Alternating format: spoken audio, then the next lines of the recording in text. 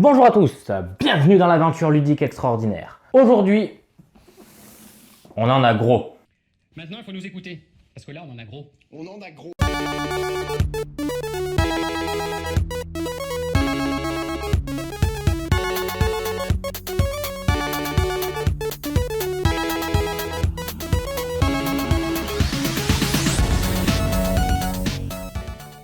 Voilà, donc vous l'aurez compris, aujourd'hui je vais vous parler de Descent, Légende des Ténèbres, le dernier gros jeu proposé par Fantasy Flight Games. Bon, on les connaît, on sait quand même qu'ils sont un petit peu radins sur beaucoup de choses, mais là pour moi, et sans mauvais jeu de mots, clairement, ça frise l'indécence. Rappelons deux petites choses. La première, en précommande, ce jeu coûte 160 € minimum. Aujourd'hui, prix de vente public conseillé, 180 €. 180 € pourquoi? Vous allez voir de suite. Et ça, je me demande pourquoi personne n'a mis et pointé le doigt là-dessus, si ce n'est en avoir légèrement parlé, sans avoir vraiment poussé un petit peu plus loin et avoir traité ça de manière légère en disant c'est un peu trop cher, pas un peu trop cher, on peut le comparer à ça ou pas. Vous allez voir un petit peu ce qu'il y a dedans, exactement comment c'est fait. Et je trouve pour moi qu'il y a quand même pas mal de foutage de gueule. Donc on y va. Donc déjà pour commencer, ce qu'il faut comprendre, c'est que vous allez avoir en premier lieu à traiter ceci. Qu'est-ce que c'est ceci? C'est tout simplement la fiche de montage du jeu. Oui, vous allez avoir en moyenne une dizaine de plaques en carton à dépuncher et à tout monter. Type Ikea quoi, vraiment voilà. Donc vous achetez un jeu, il y en a pour 180 € aujourd'hui et on vous dit bah, démerde-toi, monte ton jeu avec des morceaux de bois, des morceaux de carton. Bon, on va pas dire, il y en a quand même une certaine quantité, mais quand même le résultat au final est assez cheap. Hein. C'est vraiment loin d'être parfait. Donc voilà, hein, vous allez en avoir pour au moins avant de jouer, si vous voulez tout monter, vous en avez entre 1h30 et 2 heures environ. Donc ça vous laisse le temps d'écouter certaines petites vidéos, ça vous laisse le temps d'appréhender un petit peu ce dont il en retourne, mais bon, ça va même plus loin. On vous dit même jusqu'à, ben écoutez, on n'a pas eu la place et pourtant la boîte elle est énorme, vous allez devoir assembler une figurine. Alors tu assembles ta figurine qui est un boss, ok, super. J'y reviens ensuite. Et vous avez ensuite donc les jetons points de vie à assembler. Bon, ça dans d'autres jeux on l'a déjà vu, ça marche très bien, c'est très joli, c'est quali, donc il n'y a pas de souci. Mais rien que ça, là, le type de, bon, on n'a pas eu la place, montez votre figurine avant de la jouer, franchement non, ça m'énerve. Et vous allez voir pourquoi ça m'énerve. Ensuite, vous avez donc deux types de petits livrets. Le livret de règles d'apprentissage et le guide du monde dans lequel vous êtes. Effectivement, c'est pas mal d'avoir un certain background avant de commencer l'aventure de Descent. Je tiens à préciser que je n'ai pas encore joué. Avant de jouer, je voulais quand même vous montrer ce qu'il y avait dedans, sans vous faire forcément un unboxing, mais plutôt une critique complète de l'ensemble du matériel, quoi. Donc voilà. Donc Descent, Légende des Ténèbres, ça se joue aussi avec une application. Donc allez, allons-y, encore un petit peu de pub pour Edge hein, et Fantasy Flight Games, forcément. Alors, elles ont été critiquées, j'ai émis quand même pas mal de réserves avant de me prononcer, tant que je ne les avais pas en main. Les tuiles sont clairement neutres, elles ne sont vraiment pas foulées. Il n'y a aucun détail. Donc on comprend très bien pourquoi il n'y a pas de détail. Elles vont s'empiler, venir se compléter les unes les autres en se chevauchant et en créant des étages, un système de jeu en 3D et compagnie. Donc il fallait quelque chose qui soit neutre et qui puisse passer partout. Je le comprends. Mais là vraiment, ils ne se sont pas foulés, quoi. Ils se sont vraiment pas foulés. Donc, allez, de temps en temps, vous voyez, quand on a du parquet, on a un trou. Mais on aurait pu peut-être avoir juste un peu plus de décoloration, un peu plus, ouais, un peu plus de travail, merde, à ce niveau-là. Et on a absolument rien sur les grosses tuiles, en tout cas. Donc, il y en a une petite quantité, vous voyez, il n'y en a pas des masses. Hein. Ça, c'était les plus grosses tuiles. Les petites arrivent en quantité, elles aussi, pas des masses, d'accord? Il n'y en a pas 3 tonnes. Donc là, voilà, au niveau des tuiles, elles sont peu travaillées et il y en a très peu. Et elles sont quand même recto verso, j'ai oublié de le dire, et numérotées. Bon, il y a un petit peu de travail sur certaines faces, Mais voilà, pourquoi ne pas avoir équilibré? Enfin, il y a encore... Vous prenez cette tuile et vous prenez celle-là, on a l'impression que parfois c'est exactement le même, ça a été copié-collé les illustrations. Enfin, bref, passons. Je comprends l'idée de pourquoi elles sont lettres, pas de souci. J'ai eu effectivement les goodies. Alors j'ai rien à dire dessus, je suis content de les avoir eu, il n'y a pas de souci. J'ai précommandé le jeu, j'ai pu avoir les goodies. Ok, ça roule. Donc là, vous avez des jetons, enfin des présentoirs pour les points de vie. Super, aucun problème. Donc c'est des goodies, mais c'est 4 fois le même. Au prix du jeu, même si c'est des goodies, à ce moment-là, pourquoi ne pas avoir fait une pour chaque héros différent? Ça aurait encore plus personnalisé le jeu, ça aurait été super sympa. Surtout, je rappelle, le prix du jeu, bordel, 160 € et on n'a pas un plexi avec une personnalisation sur chaque personnage. Et au dos, hein, ils ne se sont pas foulés parce qu'à ce moment-là, ce qu'ils auraient très bien pu faire, c'est se débrouiller pour mettre cette rondelle là au milieu et quitte à rendre recto verso le système pour limiter, on va dire, la quantité, pour pas en avoir 6 parce qu'il n'y a que 6 personnages. Ils en imprimaient 3 et ils les mettaient de chaque côté différentes, qu'on ait chacun un personnage, quoi. Enfin, bref, passons. Ou en faire un autre, enfin bon. Bon, tout ça pour dire que l'illustration, encore une fois, elle est peut-être jolie, mais c'est la même. C'est la même. Le matériel, c'est du plastique tout bête, avec une couleur, sans trop de travail, très neutre, et une petite cale pour l'effet 3D. Donc elles arrivent dans un petit sachet comme ça, je les ai même pas encore déballées, mais ça sonne vraiment petit plastique, quoi. C'est assez décevant, hein. Les dés, alors les dés, ils sont pas mal, ils sont gravés, ça c'était une des choses que j'attendais, parce que je me dis on va lancer que des dés, c'est ce que je regrette beaucoup sur certains jeux, où on lance des dés, type Solomon Kane, c'est pas gravé, et au bout d'un moment, ça va se finir par s'effacer. Vous prenez par exemple mon Cloud Spire, les dés commencent un peu à s'effacer, c'est normal, on fait que de les tenir en main et de les jeter. Donc là, le fait qu'elles soient gravées, c'est très bien. Par contre, sérieux quoi, les couleurs, le travail, la finition, je suis désolé, mais ils auraient pu faire un petit effet au vu du prix encore une fois, quoi. Enfin, je sais pas, moi je l'ai en travers quand même, hein, je le reconnais. Où il n'y a vraiment pas de travail dans le fond des dés, ils auraient pu mettre un petit effet marbré, quelque chose quoi, qui aurait pu leur donner un peu de gueule. Là, ils sont vraiment très neutres et je trouve pas ça vraiment super, quoi. Clairement, je trouve pas ça super. Après, ils sont pas plus lourds, pas plus quali que des vagues dés standards, hein. Donc, encore une fois, déçu sur le matériel des dés. Les cartes. Alors, les cartes, voilà, on peut les prendre. Elles sont très bien. Les illustrations sont très neutres, mais assez abouties quand même, il n'y a pas de problème là-dessus. Elles ont une certaine épaisseur, elles sont très souples et elles sont toutes tissées. Donc déjà, ça c'est un bon point, hein. Les cartes c'est très bien. Et encore heureux parce qu'on rappelle que Fantasy Flight Games reste quand même Horror Arkham JCE. S'ils n'étaient pas capables de faire de belles cartes, sérieux, ça posait quand même question. Et je rappelle encore une fois le prix. Donc, les cartes, c'est toutes les mêmes au niveau des finitions. Rien à dire de particulier, avec une finition en bord arrondi, très bien pour la durée de vie, très bien pour les sleeves, très bien pour tout, pas de problème. Là, on arrive à un truc où j'ai trouvé ça, mais scandaleux, vraiment. Donc là, vous avez des parcelles de terrain. Elles sont non arrondies, ok, c'est pour bien délimiter les cases par rapport aux autres tuiles, parce qu'elles vont venir se superposer sur les tuiles. D'accord? Et c'est du papier. Allez, il y a du papier un petit peu épais, mais ça reste du papier. Ça va vite s'écorner. Donc je suis en train de me dire, est-ce que celle-là, je ne vais pas faire comme d'autres, les plastifier? Parce que, en fait, simplement, ça fait vraiment cheap. Il n'y a rien à dire. Et on te propose ça pour les ranger en plus. Du coup, moi, pour les personnages, c'est la même finition. C'était un vulgaire papier comme vous avez vu là, avec en plus une finition sans les angles arrondis. D'accord?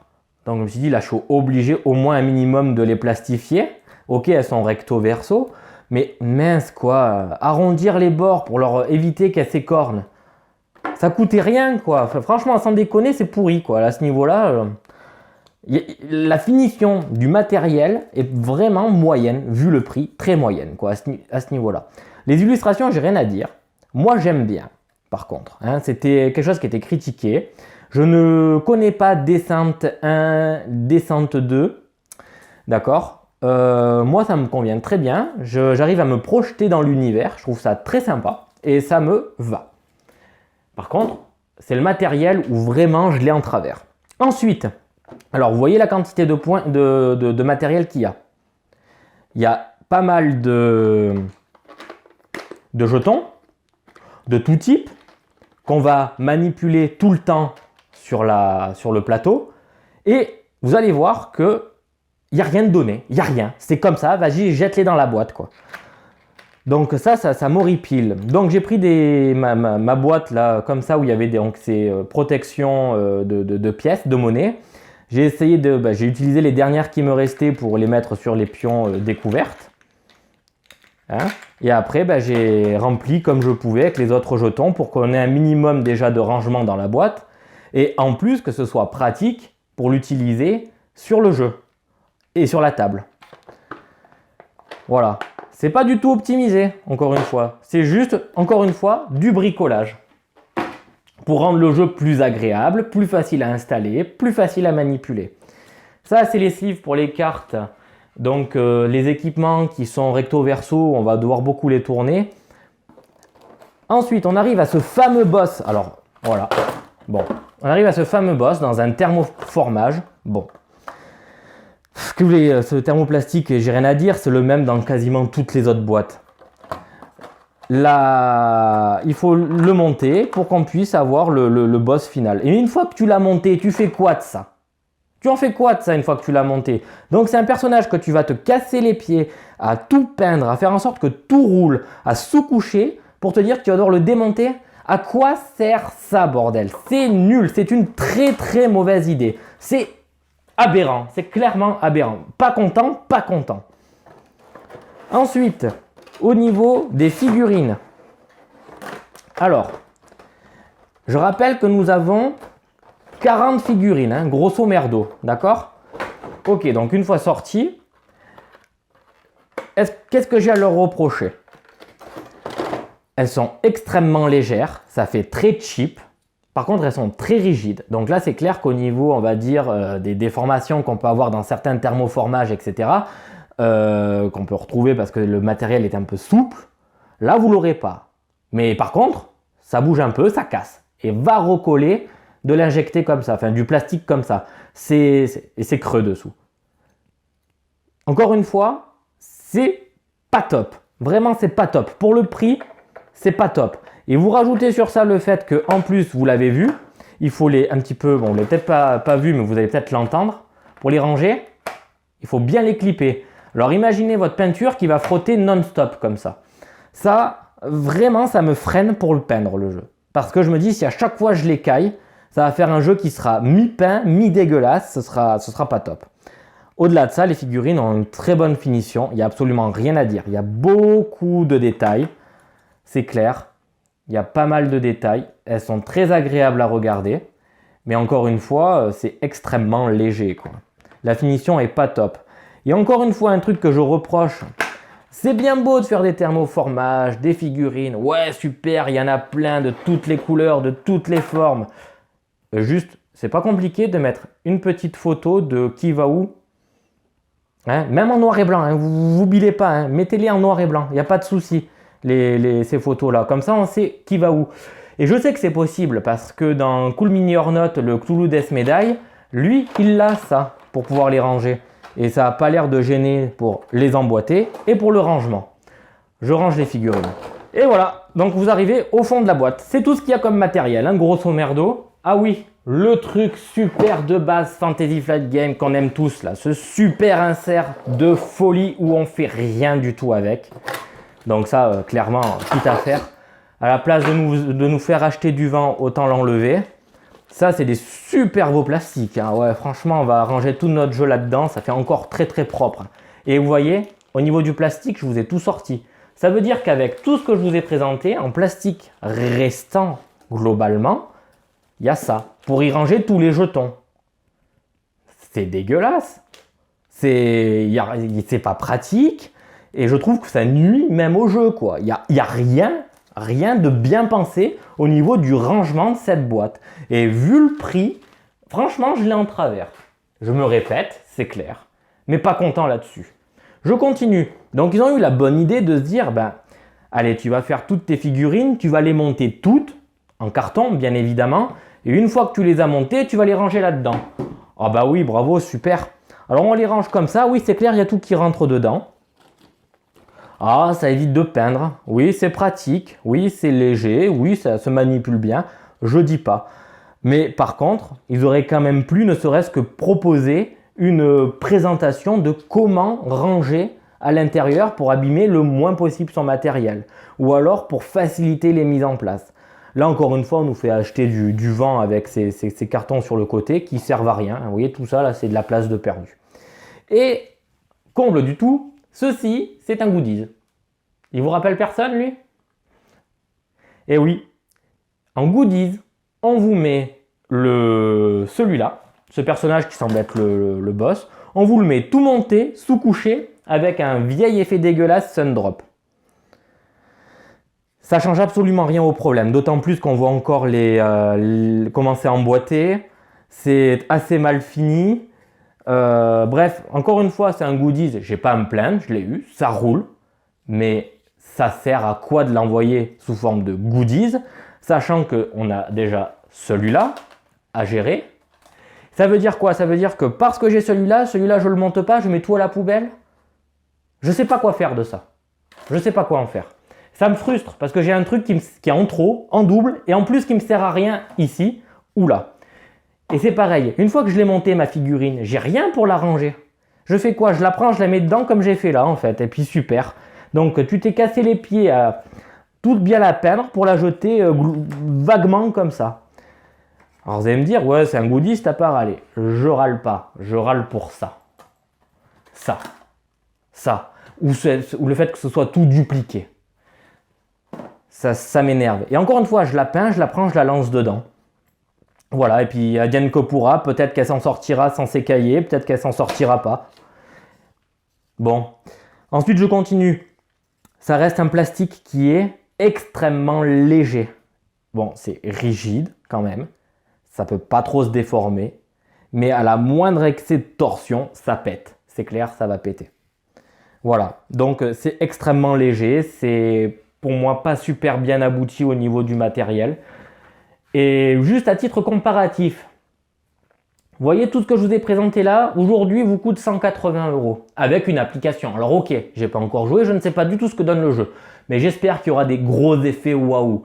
Parce que là, vraiment, franchement, ça vaut pas du tout 180 €. Donc je me dis que toutes les personnes qui ont fait des promos sur ce jeu, à ce moment-là, ils ont été achetés, payés pour présenter et mettre en avant le jeu correctement, pour ne pas présenter ça correctement aussi. Parce que, désolé, mais ça nécessite vraiment d'être regardé de près et de comprendre que ce que vous achetez, c'est du carton qui n'est pas plus épais que des jetons. Hein? C'est des planches en carton sur des planches en carton avec un tout petit peu de plastique pas top. Voilà.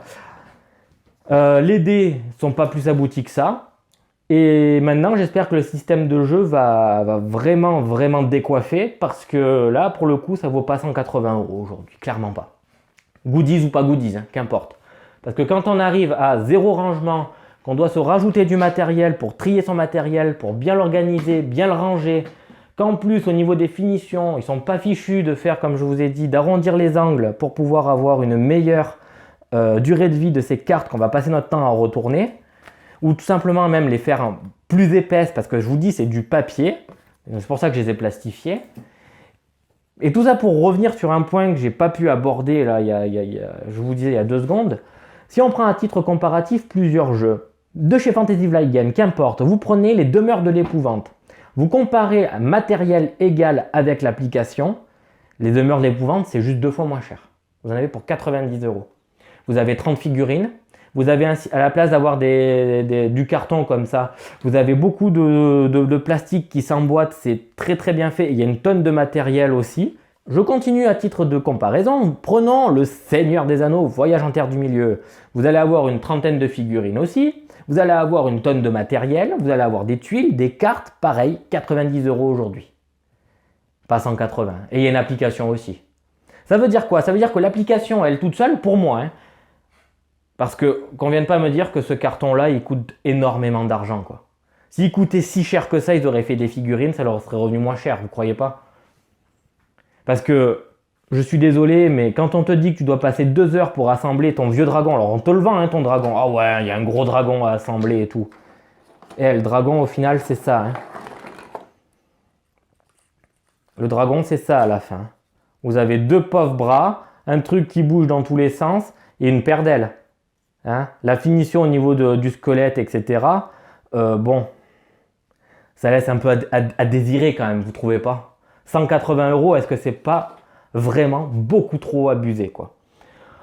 Alors oui, je pense que dans les sous qui manquent, parce que quand même de 90 à 180 €, il reste quand même 90 €, peut-être que tout est dans l'application et le système de jeu. Peut-être. Et ça a intérêt d'être extrêmement révolutionnaire et de valoir le coup, parce que là, pour le moment, je suis très déçu. À titre de comparaison, vous prenez un Gloomhaven et un Mage Knight. Mage Knight, aujourd'hui, 110, 120 €, ça se trouve. Vous avez largement plus de matériel dans l'Ultimate Edition. Vous avez des figurines qui sont peintes. Vous avez des petites, vous avez des énormes tuiles, des cartes à profusion, un gameplay qui est extrêmement abouti. Oui, pas d'application, mais le jeu se suffit à lui-même sans application et tourne du feu de Dieu. D'accord ? On est loin de ce compte avec le matériel que je vous ai présenté là, même si ici vous avez un peu de figurines, encore une fois, hein, 40 figurines, youpi, vous prenez Mage Knight, vous en avez peut-être pas autant, mais il y a des très beaux standees, vous avez de très belles choses qui font que le jeu marche et se suffit à lui-même, sans figurines aussi. Je continue avec, donc je disais Gloomhaven, donc parfois on le trouve à 140, 150 €, Gloomhaven, ouais. Est-ce qu'on doit comparer le prix de la boîte et son contenu avec ce qui est ici ? Je crois que ça se passe vraiment de commentaires, sachant que l'application a été développée, version fan-made, elle est utile, permet de gérer beaucoup de choses et tourne aussi bien. Alors ok, il n'y a pas les scénarios, c'est pas scénarisé pareil à mon avis, je pense que c'est pas abouti, j'espère en tout cas que cette version de Descent, mais elle reste dans tous les cas beaucoup moins chère que ce qui est proposé. Cette boîte de Gloomhaven beaucoup moins chère que ce que propose aujourd'hui cette boîte de Descent, qui est aujourd'hui indécente pour moi. Alors, ce que je voulais essayer, c'était ça. Parce que c'est bien beau de l'avoir présenté et à mon avis... Voilà. Alors, ce que je voulais essayer, c'est ça. Je prends mon monstre, mon adversaire, et il y a des petites choses comme ça à mettre dessus. Avec donc d'écran, et c'est l'écran qui représente le nombre de points de vie, à ce que j'ai compris, du monstre. Est-ce que ça se clippe bien dessus? Ouais, ça s'emboîte bien, ça tient. Par contre, alors du coup... Messieurs, mesdames, ceux qui veulent lester vos socles, oubliez quoi. Vous allez avoir que cette toute petite partie-là pour lester. Et si ça déborde un tout petit peu ici, vous allez galérer pour mettre le système d'encoche. Donc je pense que vous pouvez même oublier de lester vos socles. Voilà. Voilà, bon, écoutez, je pense que j'ai fait le tour de mon coup de gueule. Bon, du coup, un gros carton rouge pour Fantasy Flight Games. Est-ce que vous êtes d'accord avec moi ou pas? Dans tous les cas, n'hésitez pas à m'en faire part dans l'espace des commentaires. Si je me pose ensuite une question, donc n'hésitez pas donc à me répondre donc en likant la réponse qui vous semble la plus logique par rapport à ce jeu. Est-ce que je vous présente, oui ou non, le jeu, donc la campagne? Je ne ferai pas donc le scénario d'introduction, c'est se lancer directement dans la campagne. Parce qu'il y a une campagne a priori qui est très bien fichue en 16 histoires a priori. Donc si vous êtes intéressé, je vous laisse répondre dans l'espace des commentaires. Si vous avez des remarques, l'espace des commentaires est fait pour ça, on pourra en discuter, on pourra en débattre. Voilà, donc pour moi aujourd'hui ce sera tout, on se retrouve très vite pour de nouvelles aventures. Ciao!